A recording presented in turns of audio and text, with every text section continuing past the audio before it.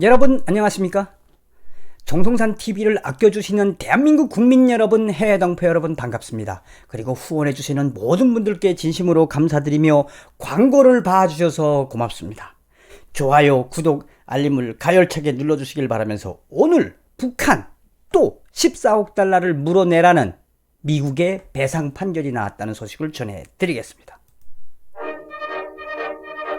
북한이 또 14억 달러를 배상하라는 미 연방법원의 역대 판결이 나왔습니다. 잘 아시다시피 여러분, 북한을 상대로 직접적으로 돈을 받을 수는 없습니다. 그렇지만 그 근거가 마련된 것이 바로 이 미 연방법원이 이번에 와이즈 어네스터를 몰수로 해서 오토 원비어군 가족에게 그 소유권을 넘겨준 겁니다. 다시 말하면 연방법원은 오토 원비어 군은 북한 때문에 생을 마감할 수밖에 없었다며 최종 판결에서 북한은 5억 달러를 배상하라 라고 했으며, 그 이후에 연방법원은 오토 원비어 군 가족에게 미국이 동결하고 있는 해외 자산들을 넘겨줄, 그러니까 피해 보상으로 넘겨줄 위험이 있다고 전해 왔었습니다. 자, 이게 그래서 이 오토 원비어 군의 이야기는 다 아시지 않습니까? 근데 이게 무슨 내용이냐? 오토 원비어 군도 5억 달러의 손해배상을 받았습니다. 그런데 이번엔 14억 달러를 물어주라고 딱 판결을 내렸습니다. 자, 그거 이해를 돕기 위해서 여러분들이 다 아시는 푸에블로호 사건을 좀 이야기해 드리겠습니다. 북한의 푸에블로호 사건, 구소련 외교 문서 극비 해제, 주간조선이 밝힌 겁니다. 주간조선은 푸에블로호 피랍 당시 북한 내부 사정을 다룬 구소련 외교문서가 공개됐다며, 푸에블로호 사건은 1968년 1월 23일 미 해군 정보 수집선인 푸에블로호가 북한 원산 앞바다 공해상에서 피납된 사건입니다. 피납 과정에서 미 해군 승조원 1명이 총에 맞아 사망하고 푸에블로호 초대 함장인 로이드 부커 중령 등 82명의 승조원이 북한 당국에 의해서 구금이 됐고, 이들은 같은 해 12월 23일 석방되기까지 이 구타와 고문 등 11개월간의 비인간적인 가혹행위를 당했다. 이게 바로 이 당시 구소련의 문서 비밀 해제가 돼서 소상하게 밝혔던 겁니다.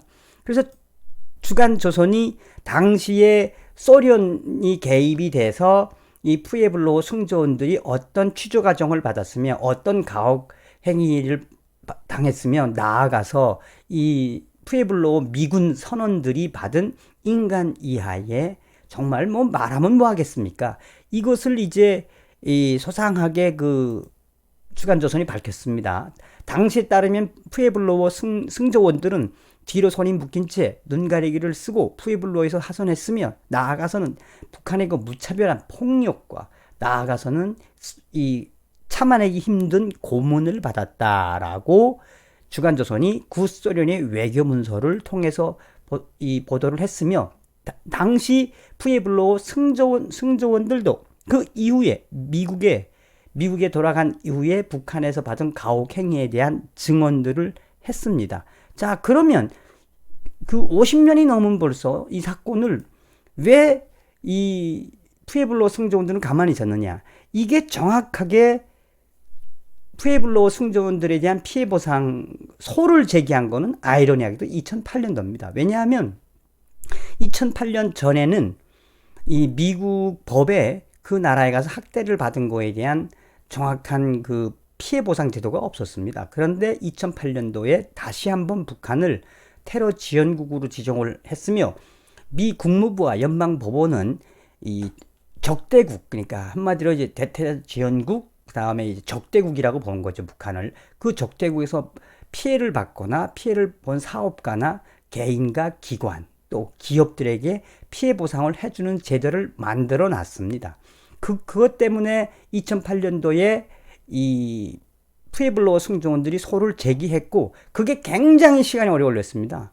왜 오래 걸렸냐면, 아무리 북한에 가서 피해를 받았다고 할지라도 연방법원은 다각적으로 법적으로 그 이 판례와 또 혹은 그 사례들을 굉장히 많이 이 검토를 한 거죠. 그리고 이제 드디어 이분들 푸에블로어 승조원들이 북한에 가서 받은 이 고문과 폭력 이런 것들이 다 이제 인정이 돼서 미 법원이 드디어 이 사람들에 대한 그 피해, 북한에서 받은 피해를 공개적으로 인정을 했습니다. 법원에서.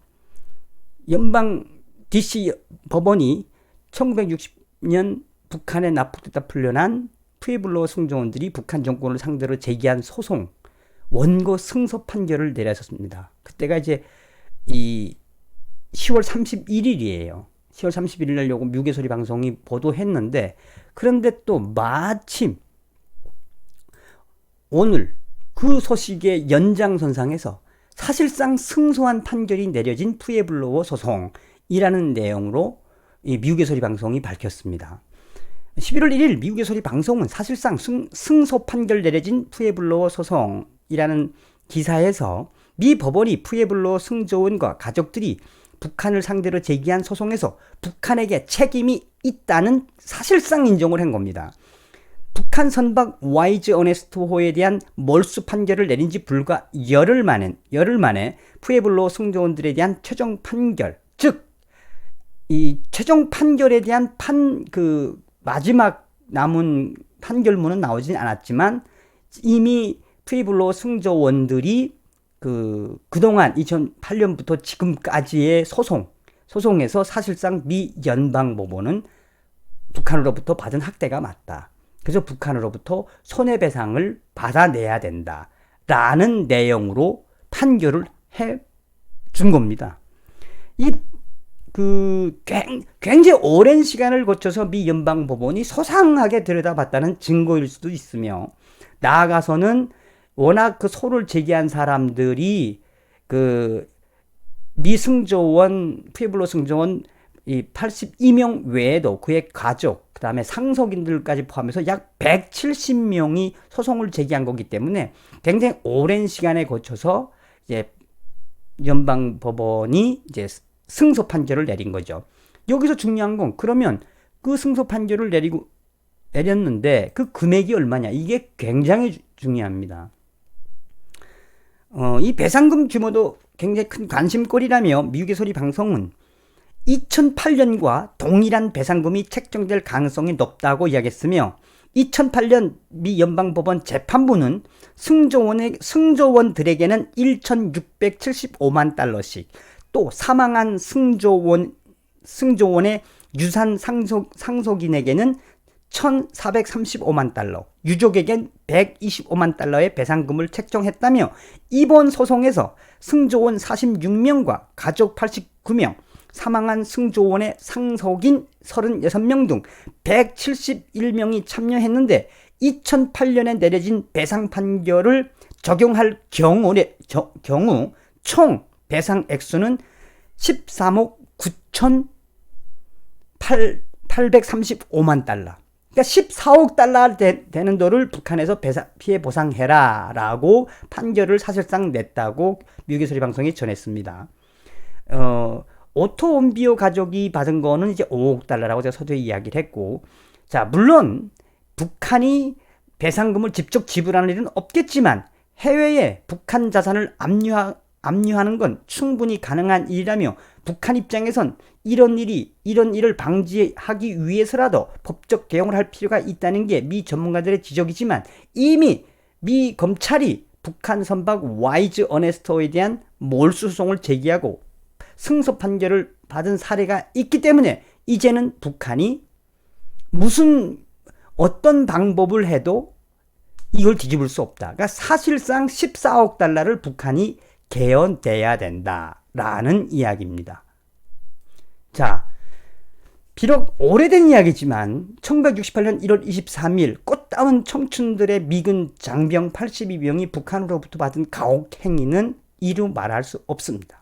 그거를 미국의 연방법원이 2008년부터 지금까지 10년 이상의 과정을 거쳐서 소상하게 검토했으며, 북한에다가 계속 재판에 참가하라고 통지서를 보냈는데 북한은 오지 않았습니다. 그래서 골석 재판으로 시작을 했는데, 드디어 푸에블로어 선원들과 승조원들과 또 그 사망한 승조원들의 유가족, 또 재산 상속인들에게 14억 달러를 북한은 물어줘라 라는 판단이 나왔다고 미국의 소리 방송이 전했습니다. 자, 여러분, 서두에도 이야기했던 것처럼 후예블로워 선원들이 그동안 할 수 없었던 부분들은 바로 관련 법이 없었기 때문입니다. 그러나 이제는 연방법원이 와이즈 어네스트와 오토 원비어군의 피해보상 사례가 있기 때문에 미 연방법원과 이 미 재무부는 북한의 자산을, 몰수한 자산을 북한 대신해서 내주겠다라는 게 미 법원과 미 재무부의 결정입니다.